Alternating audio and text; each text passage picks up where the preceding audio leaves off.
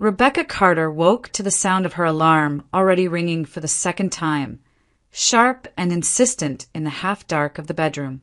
For a split second, she didn't know where she was. Then the familiar ceiling, the faint hum of traffic from the street below, and the warmth of another body beside her pulled everything into place. She glanced at the clock and felt her stomach drop. She was late. She sat up too fast, pushing the blanket aside, her thoughts instantly scattering. The morning routine she usually followed without thinking now felt rushed and clumsy. She moved through the apartment with hurried steps, opening drawers, searching for clothes, checking her phone again as if the time might somehow change. Her heart beat faster with every minute she imagined slipping away. From the kitchen came the quiet sounds of movement. The coffee maker clicked on. A cabinet door closed softly. Rebecca paused, then exhaled. Jason was already awake. She hurried into the bathroom, brushing her teeth while mentally listing everything she needed to do once she reached the office. Today mattered. She had a full schedule, responsibilities she couldn't afford to mishandle. The pressure pressed in from all sides, familiar and exhausting. When she stepped back into the kitchen, Jason Miller was standing by the counter, calm and unhurried, wearing the old t-shirt he usually slept in. He had already set a mug on the table, steam curling lazily upward. On a plate beside it sat a toasted sandwich, cut diagonally the way she liked, the cheese already melting between the layers. "You overslept," he said gently, not as a criticism, but as a simple observation. His voice was warm, steady. "I know," Rebecca replied, rubbing her forehead. "I don't know how it happened." He smiled at her, the kind of smile that never seemed forced. "Sit. At least have a few sips. You'll feel better." She hesitated, then did as he said, wrapping her hands around the mug. The warmth seeped into her fingers. The first sip of coffee grounded her, slowed her breathing. Jason moved easily around her, adjusting things without being asked, sliding her bag closer to the door, placing her keys where she wouldn't forget them. He leaned down and kissed her forehead. It was a small gesture, familiar and unremarkable, yet it filled a quiet space inside her she hadn't always known how to soothe. "You've got this," he said. "You always do." Rebecca smiled, feeling a wave of gratitude she didn't stop to question. With Jason, things felt simple, safe. He didn't demand explanations or reassurance. He didn't ask her to prove anything. He was just there, steady and attentive in a way that felt natural. As she finished the last sip of coffee, her thoughts drifted, as they sometimes did, to Daniel Brooks. The memory no longer cut as sharply as it once had, but it still existed, like a scar that had healed but never fully disappeared.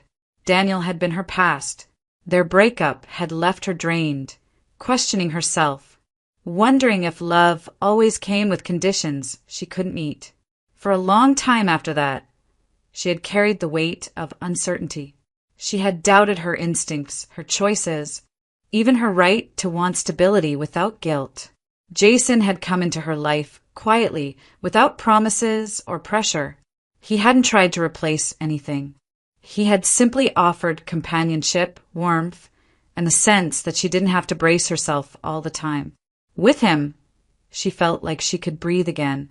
She stood, smoothing her blouse, and Jason stepped closer, wrapping an arm briefly around her waist. He looked into her eyes, his expression open and affectionate. "Have a good day," he said. "You too," she replied, leaning in to kiss him. The kiss was soft, unhurried, reassuring in its familiarity. As she slipped on her coat and opened the door, Rebecca felt calm settle over her. The rush of the morning no longer mattered. She felt centered, supported, certain. Whatever challenges waited for her outside this apartment, she believed she was facing them from solid ground. She walked out convinced of one simple truth. She was exactly where she was supposed to be, with the man she was meant to be with, moving forward into a life that finally felt right Outside the building, the morning air felt cooler than Rebecca had expected. The city was already awake, cars moving steadily, footsteps echoing on the sidewalk, the familiar rhythm of Chicago beginning another workday. She adjusted the strap of her bag on her shoulder and took a few brisk steps toward the street before something tugged at the back of her mind. She slowed, then stopped. A faint unease surfaced, the kind that came not from danger, but from a quiet doubt. Rebecca pulled her phone from her bag and opened her calendar, her thumb hovering for a moment before tapping the screen. She scanned the schedule once, then again more carefully. Her breath caught. The meeting. It wasn't today. She frowned, rereading the entry. Tomorrow. The time had been changed earlier in the week. She remembered it now vaguely, an email, a quick acknowledgement between other messages. She had even reset her alarm because of it. She hadn't overslept at all. She had woken up exactly when she was supposed to. Rebecca let out a slow breath, the tension in her shoulders easing almost immediately. The rush, the panic, the tightness in her chest all drained away, leaving behind a mild, almost embarrassed irritation. She shook her head at herself, a small, quiet laugh escaping her lips. So much drama for nothing, she murmured. For a moment, she stood there, letting the relief settle. She had time, plenty of it, no need to hurry, no reason to run. Her thoughts drifted back upstairs, to the apartment she had just left, to Jason standing calmly in the kitchen with the coffee already made. The image softened something inside her. She imagined going back, knocking lightly, surprising him. Maybe they would sit together for a few minutes. Maybe they would talk without rushing, without schedules pressing in. She thought about asking him how he was feeling, really feeling, about the treatment, about whether he was sleeping well. Jason didn't like to dwell on it, but she wanted to know. She wanted to be there for him, the way he was always there for her. The idea felt comforting. Rebecca turned back toward the building and stepped inside the lobby. The familiar scent of polished floors and faint detergent greeted her. She walked toward the elevator and pressed the call button, waiting as the small light blinked slowly above the doors. Nothing happened. She checked her phone again, then glanced at the display. The elevator was moving, stopping on multiple floors. She knew this routine well. The building was busy in the mornings, and the elevator had developed a habit of lagging, sometimes stopping for no clear reason, sometimes taking longer than it should. Rebecca sighed softly. She could wait, but the thought of standing there doing nothing suddenly felt unnecessary. She wasn't in a hurry anymore. Her gaze shifted toward the stairwell door at the end of the corridor. She hesitated for only a second before pushing it open. The stairwell was quiet, the air cooler, the concrete steps stretching upward in even, predictable lines. She started climbing, her pace unhurried, her thoughts light. It was just a few floors. Nothing unusual, nothing worth a second thought. At that moment, the decision felt entirely ordinary, almost forgettable. Just another small choice in a morning full of them. Rebecca had no way of knowing that she had already crossed a line she would never step back over. Rebecca moved up the stairs at an easy pace, one hand resting lightly on the railing.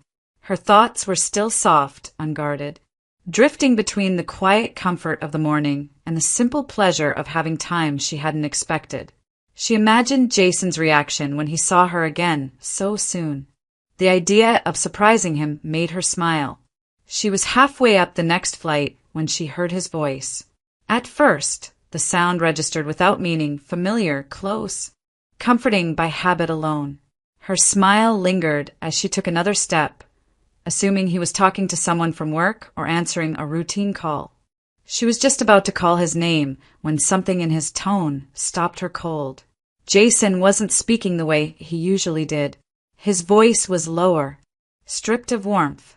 The easy cadence she knew so well was gone, replaced by sharpness and restraint, like a blade kept deliberately sheathed. Rebecca paused, her foot hovering above the next step, her body suddenly alert. She leaned back slightly, instinctively retreating into the shadow of the stairwell wall. Jason was standing on the landing below, his back to her, phone pressed to his ear. She couldn't hear the other voice, only the hollow echo of his words bouncing faintly off concrete. Even without context, they landed with unsettling weight. "No," he said quietly. Irritation threaded through every syllable. "I'm not letting this go." Rebecca's chest tightened.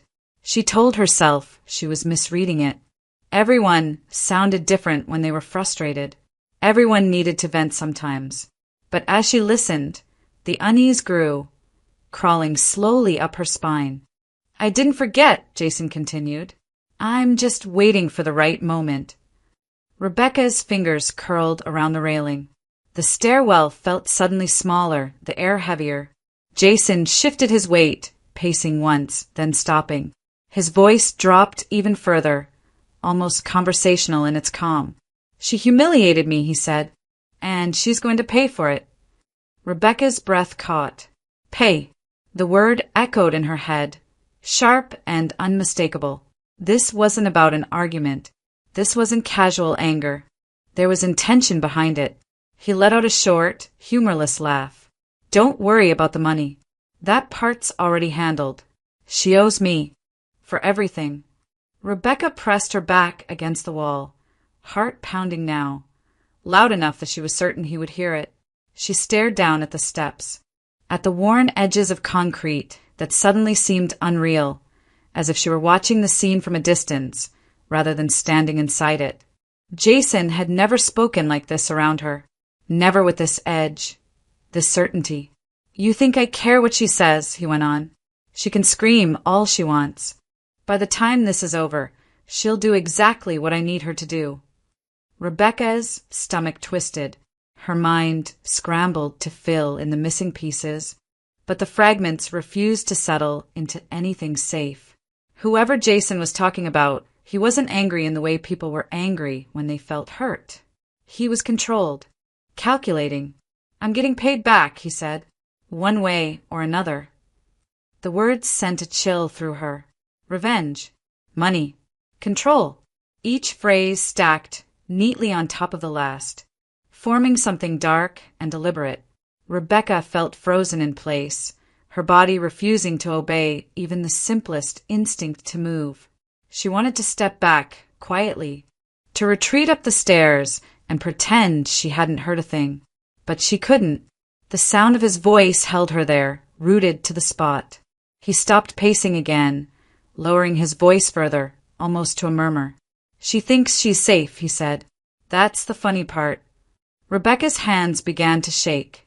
This wasn't venting. This wasn't exaggeration or bravado. Jason wasn't blowing off steam. He was outlining something, measured, intentional, already decided. The call ended abruptly. Jason pulled the phone away from his ear, slipped it into his pocket, and exhaled as if nothing of consequence had happened. He turned toward the apartment door, his posture relaxed, his expression unreadable from where Rebecca stood. He disappeared inside without another word. Rebecca remained on the stairs, motionless, her pulse racing, her thoughts colliding into one another. The man who had kissed her goodbye only minutes earlier, who had spoken gently and moved through their shared space with practiced care, had just revealed a voice she had never heard before. And she knew, with a clarity that left her cold and hollow, that she hadn't accidentally overheard a moment of weakness. She had overheard a plan. Rebecca stayed where she was, pressed into the corner of the stairwell, every muscle tense. She hadn't meant to keep listening. She told herself she should leave, should turn and walk away before she heard anything else. But her body didn't respond. Her mind clung to the sound of Jason's voice as if it were the only thing anchoring her to reality. He spoke again, more freely now, as though the person on the other end of the line had stopped arguing. "Caroline," he said, the name slipping out with unmistakable contempt. "You remember her." Rebecca's heart lurched. The name was unfamiliar, but the way he said it, sharp, dismissive, made it clear this wasn't a passing reference. "She thinks she can cut me out," Jason continued. "Pretend I don't exist. Like I'll just go away." He scoffed quietly, the sound dry and humorless. Rebecca leaned her head back against the wall, her thoughts racing. Caroline, a woman, someone from his past. Jason had mentioned people before, old coworkers, friends, acquaintances, but never like this, never with this kind of bitterness. "I don't even need to touch her," he went on. "Not directly. I just need the right leverage." Rebecca's stomach tightened. "The kid's the key," Jason said, his voice steady, almost bored. "She knows it. I know it." Rebecca felt as if the air had been knocked from her lungs. The word echoed in her head, refusing to settle into anything harmless. Kid. Child. Her thoughts stumbled, trying to reject what she was hearing, but the pieces were already locking into place. "She won't fight me," Jason continued. "She can't. Not when she knows I can take him." Rebecca's hands flew to her mouth, stifling a sound she didn't even realize she had made. Take him. The implication was unmistakable now, stripped of any remaining ambiguity. Jason let out a low laugh, soft but unmistakably pleased. "Relax," he said. "The law's on my side. My name's on the birth certificate. I'm his father. I can take my own child wherever I want." The words landed with brutal clarity. Rebecca's vision blurred. Her chest burned as if her heart were trying to force its way out. This wasn't a misunderstanding. This wasn't a distorted fragment of an argument. Jason was talking about using a child, someone's child, as a tool. "Exactly," he said, responding to something Rebecca couldn't hear. "She'll pay every dollar she owes me, and more, if I feel like it." He laughed again, louder this time, unrestrained. It was the sound that finally shattered something inside Rebecca. Not the words themselves, but the ease with which he spoke them, the certainty, the satisfaction. The man who had made her breakfast minutes earlier was speaking about extortion as if it were routine, about fear as if it were currency, about a child as if he were nothing more than a bargaining chip. Jason's tone softened suddenly, almost amused. "She won't go to the police," he said. "She's smarter than that. She knows what I can do." Rebecca's knees buckled. She slid down the wall, collapsing onto the cold concrete step, no longer able to support her own weight. Her hands trembled uncontrollably, her breath coming in shallow, uneven gasps. This couldn't be real. Her mind grasped desperately for some other explanation, some missing context that would make the conversation less monstrous. But there was none. Every sentence had been clear, deliberate, calculated. The call ended with a final, dismissive murmur from Jason. He slipped the phone into his pocket and stood still for a moment, as if collecting himself. Then he turned and walked toward the apartment door. Rebecca watched through a haze as he unlocked it and stepped inside, closing it behind him with the same casual motion he always used. No hesitation, no trace of the man who had just spoken in the stairwell. To anyone watching, he might have been returning from a perfectly ordinary phone call. Rebecca remained where she was, staring at the closed door, her body shaking. She didn't follow him. She couldn't.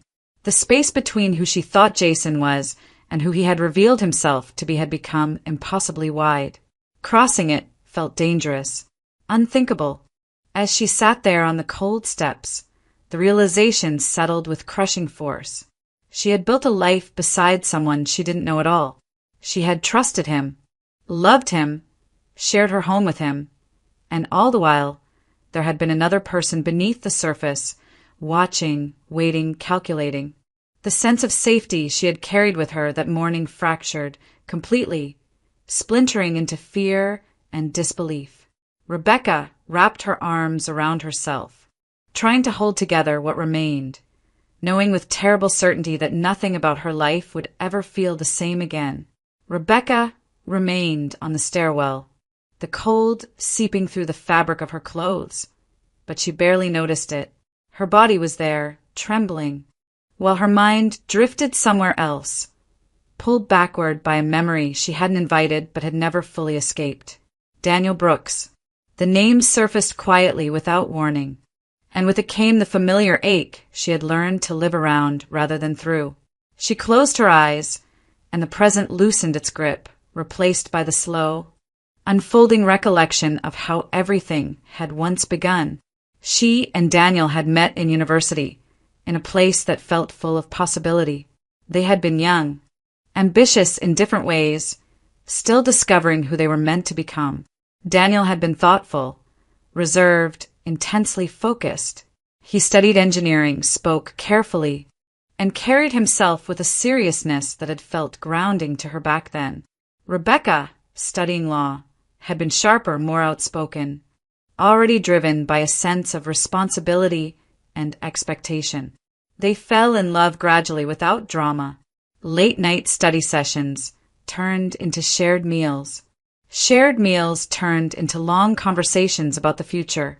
They supported each other in ways that felt natural, Daniel helping her with subjects she struggled to understand, Rebecca encouraging him when he doubted himself. For a long time it felt balanced, but as the years passed, the differences between them grew harder to ignore. Rebecca's career moved quickly. Opportunities came early, aided by her background, but earned through relentless work. Daniel worked just as hard, but his progress was slower, more fragile. He felt it deeply, even when he tried not to show it. The imbalance settled between them like an unspoken third presence, shaping their conversations, their silences, their choices. Rebecca had tried to be careful. She avoided talking about money, about promotions, about the things she knew made Daniel uncomfortable. She told herself that love meant patience, that these things would even out with time.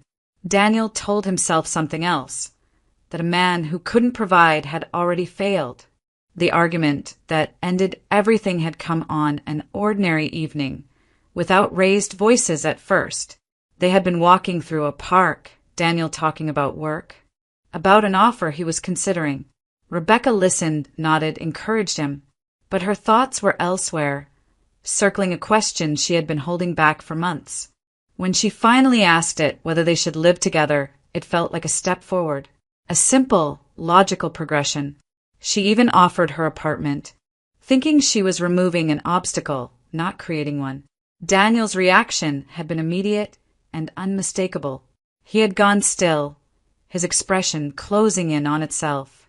He took her face in his hands, a gesture she usually loved, but this time it felt heavy, almost final.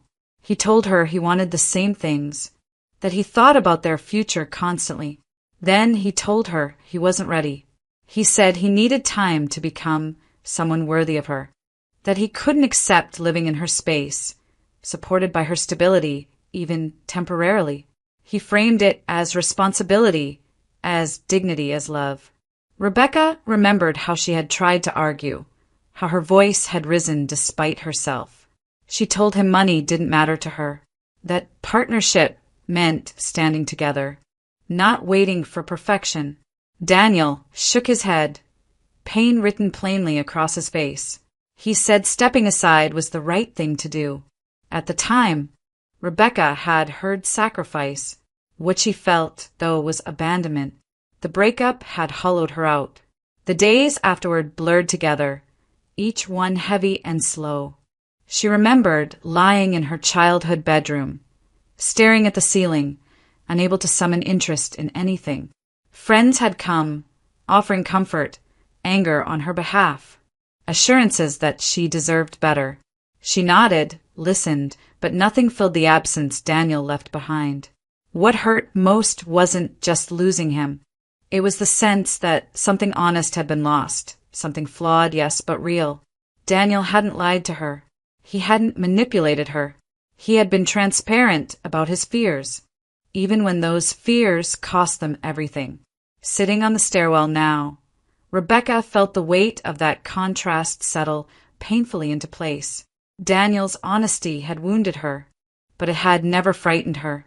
Jason's words, spoken with such casual cruelty, had done both.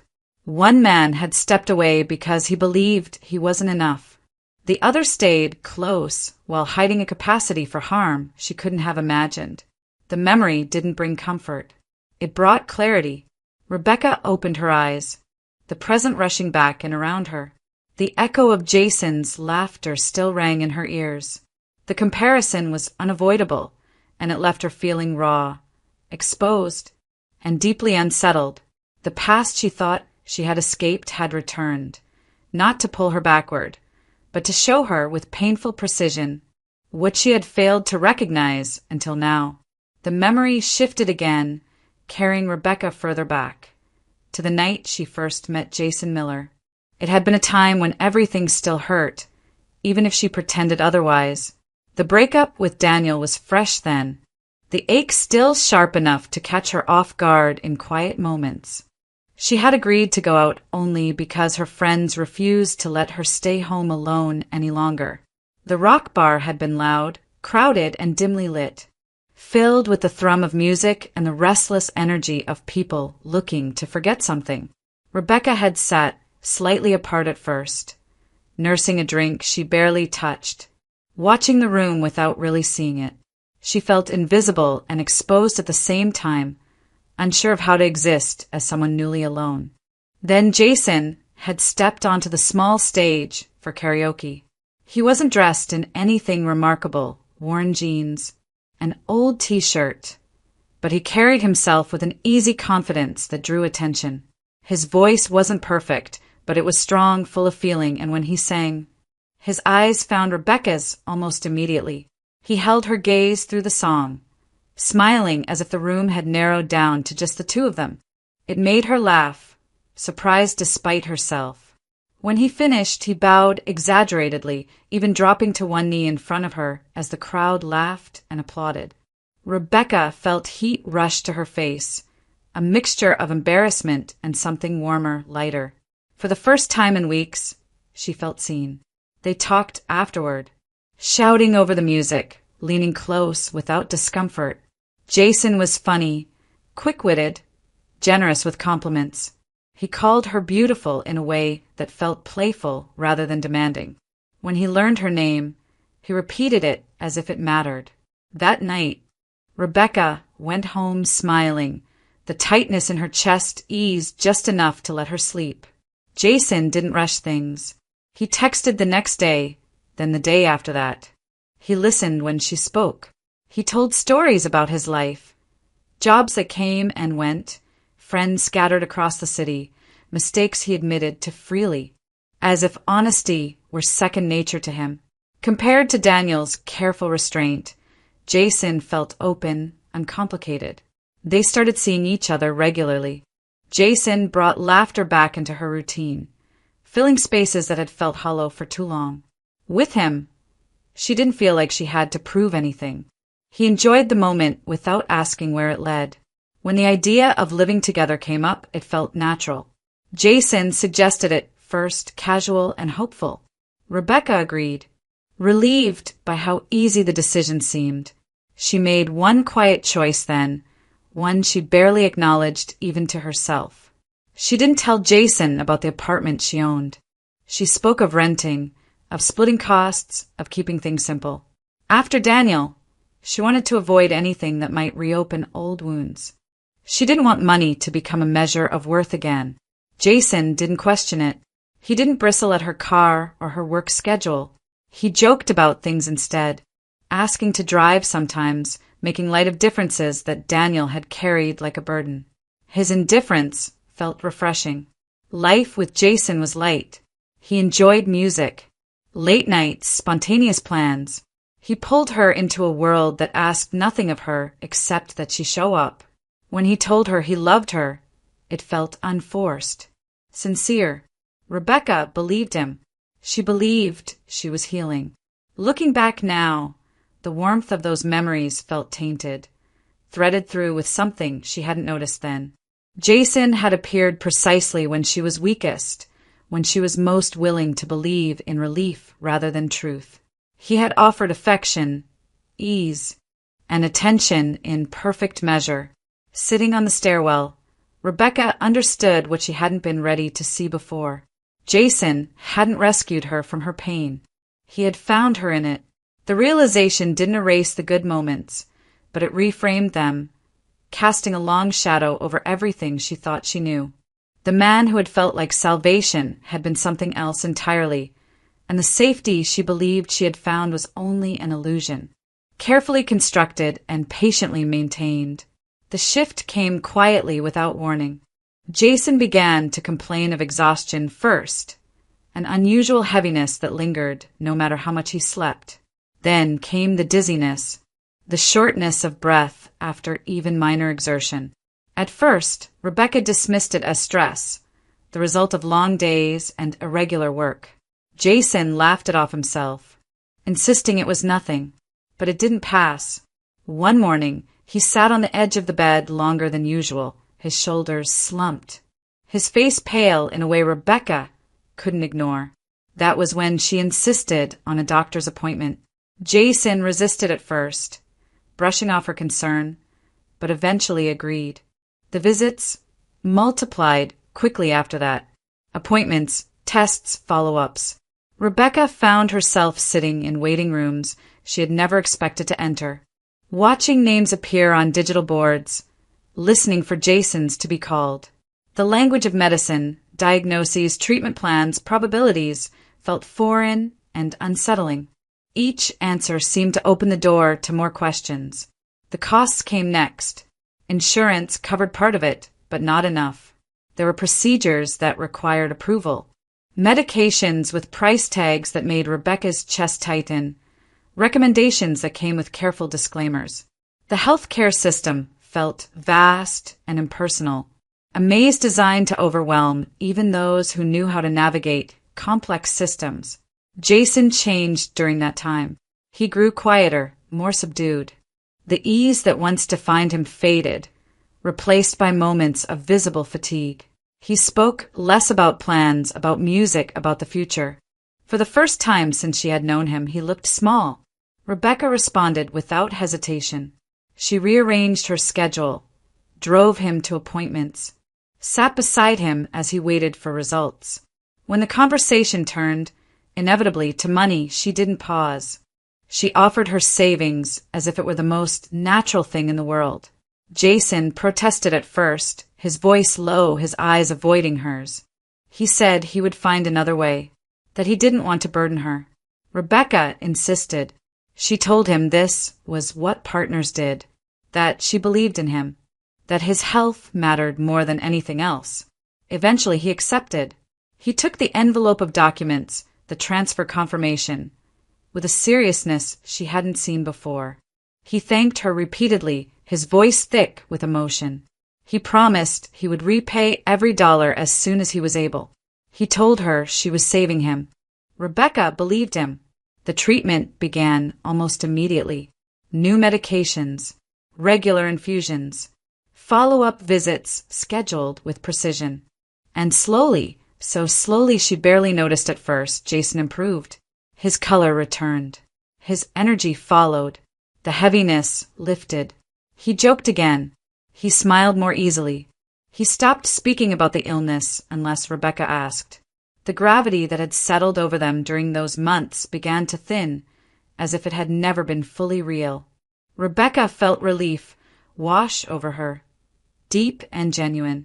She told herself the worst was behind them, that they had faced something difficult together and come through it stronger. Jason returned to work in small increments. He talked about plans again, about the things he wanted to do once he felt completely like himself. He looked healthy, confident.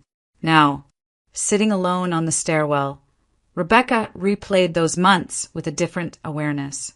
She saw how seamlessly everything had unfolded.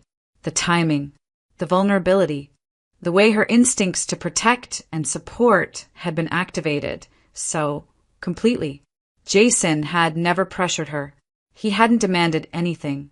He had simply allowed her to step forward. She remembered the way he had accepted the money, not reluctantly, as she had believed, but decisively. The promise of repayment had sounded sincere, convincing. just uncertain enough to feel real. Looking back, the pattern was unmistakable. The illness had not only drawn her closer, it had secured his position in her life. It had deepened her investment, emotional and financial, at exactly the moment when trust mattered most. Rebecca's throat tightened. She didn't question the diagnosis itself. She had seen the doctors, the prescriptions, the appointments. But she questioned everything else now, the performance of fragility, the speed of recovery, the way the seriousness had faded as soon as the money had been transferred and the treatment underway. It all fit too well. Jason had appeared vulnerable when he needed to. He had allowed her to feel essential. He had let her believe she was saving him, when in reality, she had been giving him exactly what he required. The irony settled over her with a dull, aching weight. She had offered help out of love, out of faith in the man she thought she knew. He had accepted it as part of a plan she had never been meant to see. Rebecca lowered her head, closing her eyes. The clarity came not as a sharp revelation, but as a slow, devastating understanding. Everything had worked perfectly for him, and she had never stood a chance of seeing it until now. Rebecca did not return to the apartment. Instead, she walked out of the building with no clear plan except one urgent certainty. She had to find Caroline Hayes before Jason could act. The name echoed in her mind as she moved through the city, every step sharpened by the knowledge that time mattered now. She remembered hearing it once before, months earlier. In passing, Jason had mentioned it casually, almost carelessly, as if it held no weight. At the time, Rebecca hadn't asked questions. Now, that small memory became a thread she followed without hesitation. The address came together through fragments, an old remark, a location Jason had once complained about, a building Rebecca recognized from a night when her car had been in the shop and Jason had met her nearby. It wasn't certainty that led her there, but instinct. An instinct she had learned too late was not something she should ignore again. The building was quieter than she expected, tucked into a residential block that felt deliberately unremarkable. Rebecca hesitated at the entrance, steadying her breath before pressing the buzzer for the first apartment number she saw listed under Caroline Hayes. There was a pause. Then a woman's voice answered, cautious but controlled. "Yes." "My name is Rebecca," she said quickly. "I need to speak with Caroline Hayes. It's urgent." Silence stretched for a moment, long enough for Rebecca to wonder if the connection had dropped. Then the door buzzed open. The apartment door on the 7th floor was already ajar when Rebecca reached it.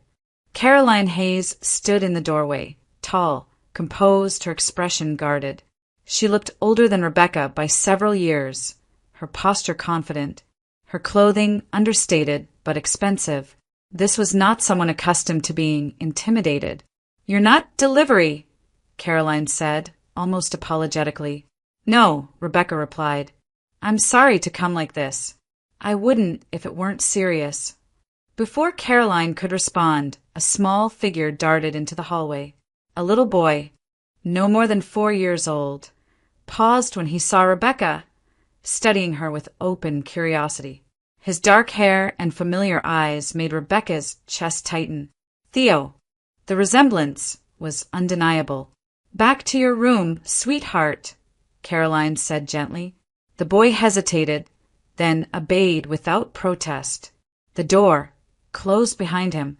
Caroline turned back to Rebecca, her gaze sharper now. "Jason?" she asked quietly. Rebecca nodded. That was all it took. Caroline stepped aside and gestured for her to come in.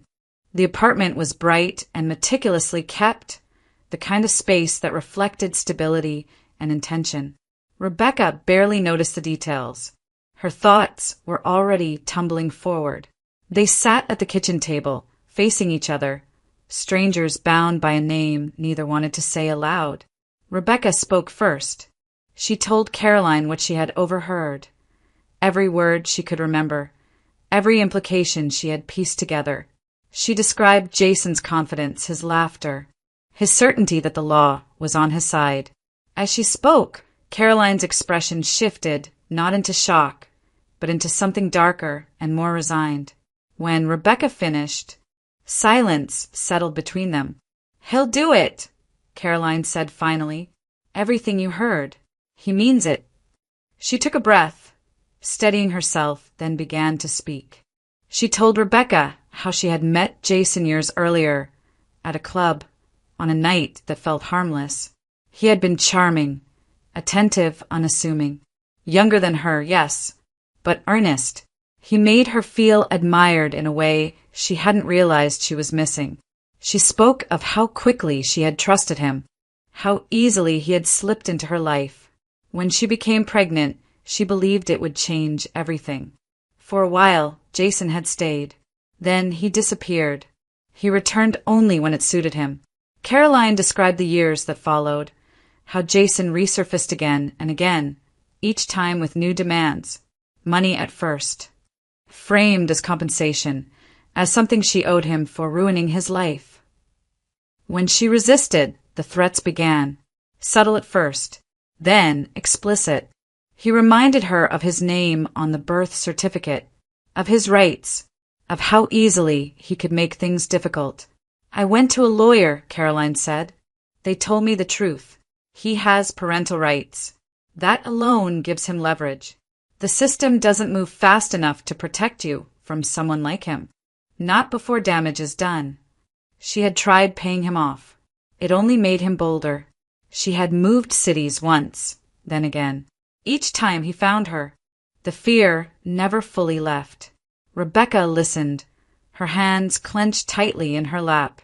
Everything Caroline said aligned perfectly with what she had overheard. The pattern was unmistakable now. They sat there, two women separated by circumstance but connected by the same deception. Neither had been chosen for who she was. They had been chosen for what they could provide. "He doesn't see people," Caroline said quietly. "He sees opportunities." Rebecca nodded, the truth of it settling heavily between them. In that moment, something shifted. The shock gave way to purpose. Fear remained, but it was no longer paralyzing. They were no longer alone in what they knew. And that knowledge, shared at last, became the first thing Jason no longer controlled. Jason moved quickly once he believed the moment had come. The careful patience he had shown for months gave way to urgency, sharpened by certainty. He was convinced the situation was under his control, that Caroline would fold the moment he applied pressure directly, that fear would do what words and demands had not. He had rehearsed it in his mind, step by step, confident that the law, the paperwork, and her past compliance would work in his favor. He chose a morning when he knew her routine. Caroline was leaving the building with Theo, her hand wrapped securely around her son's. When Jason appeared from between two parked cars, his presence was sudden but not frantic. He smiled as if they were meeting by chance, as if this were nothing more than an overdue conversation. "Morning," he said, his tone easy, practiced.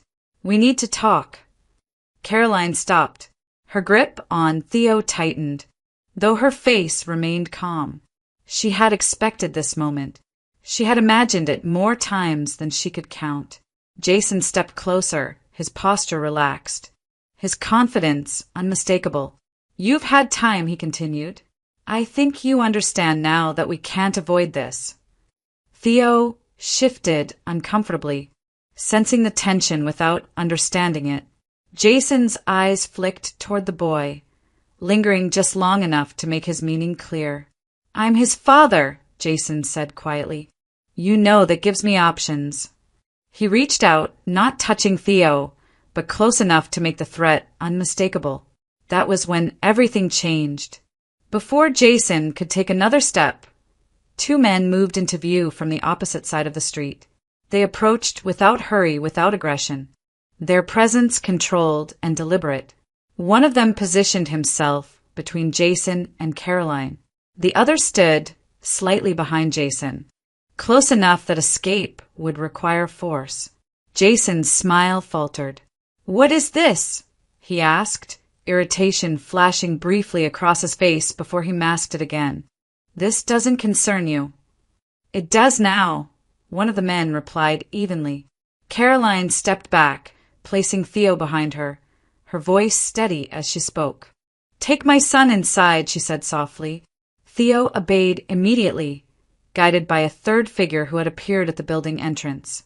Jason's attention snapped back to Caroline, anger flickering beneath his composure.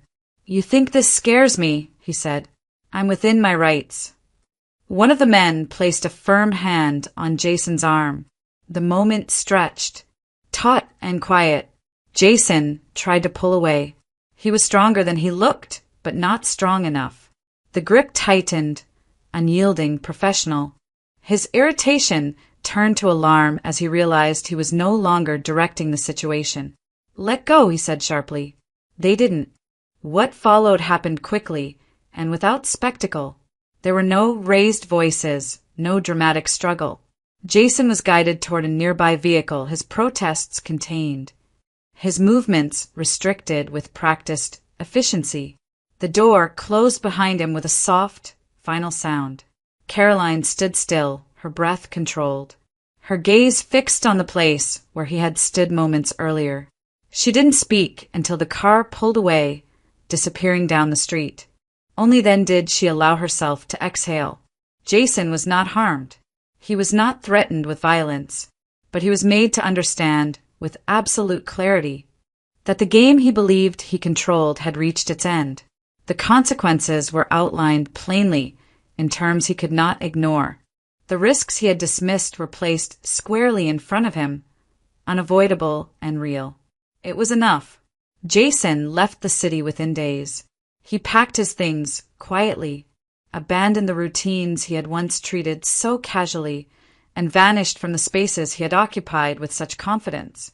His number went dead. His social presence disappeared. There were no messages, no attempts to explain or justify. He did not come back. For Caroline, the change was immediate and profound. The constant tension eased. The fear that had followed her from place to place loosened its grip. For the first time in years, she allowed herself to believe that Theo could grow up without looking over his shoulder. Rebecca learned of Jason's departure indirectly through Caroline. There was no satisfaction in the news, only a deep, steady relief. The man who had woven himself so carefully into her life was gone, not with confrontation or confession, but with silence. Justice, she realized, did not always announce itself. Sometimes it arrived quietly, decisively, and left nothing behind except the space to breathe again. Time did what it always did. It moved forward, quietly, without asking permission. In the weeks after Jason's disappearance, Rebecca focused on rebuilding the parts of her life that had gone untouched but unsettled. She returned to work fully, throwing herself into routines that felt familiar and grounding. The apartment no longer felt like a shared space, but it no longer felt dangerous either. It was simply hers again. The silence Jason left behind was not dramatic. There were no apologies, no explanations, no final messages. At first, that absence felt unsettling. Then, slowly, it began to feel like peace. Rebecca didn't rush to replace what she had lost. She didn't feel the need to explain it to anyone, either. She had learned that clarity did not always arrive with closure. Sometimes it arrived with distance. It was months later, on an ordinary afternoon, that she saw Daniel Brooks again.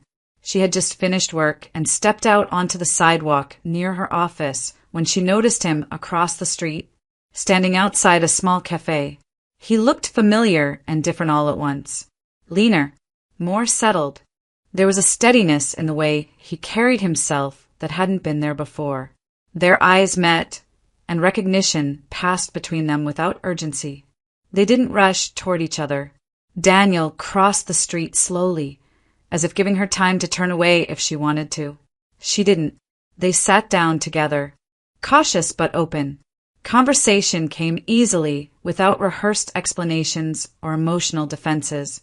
Daniel spoke about the years since they had parted, about building his own business, about setbacks and persistence, about learning to stand without measuring himself against someone else's success. I had to figure out who I was without comparing, he said simply. It took longer than I expected. Rebecca listened, hearing the honesty in his voice. There was no bitterness in him now, no shame disguised as pride. He spoke with the calm of someone who had faced himself and stayed. She told him, in broad strokes, what had happened since they last saw each other. She didn't dwell on Jason, only acknowledged the experience for what it had been. Daniel didn't interrupt or try to fix anything. He listened the way he always had, but without the weight he used to carry. Their reunion was not a return to the past. It was something new, built carefully without assumptions. They agreed to take things slowly, not out of fear, but out of respect for the people they had become. At the same time, Rebecca remained in touch with Caroline Hayes. Their connection deepened in ways Rebecca hadn't anticipated. What began as shared urgency grew into mutual understanding. They met occasionally for coffee, their conversations drifting easily between practical matters and quiet reflection. Theo grew more comfortable around Rebecca, his laughter filling spaces that had once felt heavy. They didn't talk about Jason unless it was necessary. He no longer defined their connection. What bound them now was survival, resilience, and the unspoken recognition of what it meant to be underestimated. Rebecca found strength in that friendship. It reminded her that trust could be rebuilt, not blindly, but thoughtfully with awareness. Looking back, Rebecca no longer framed what happened as a mistake. It had been an experience, painful and disorienting, but revealing. She understood now how easily warmth could be mistaken for safety, how charm could disguise intent, how vulnerability could invite both care and exploitation. She had also learned something else. Truth did not always arrive gently. Sometimes it shattered the version of reality you were clinging to.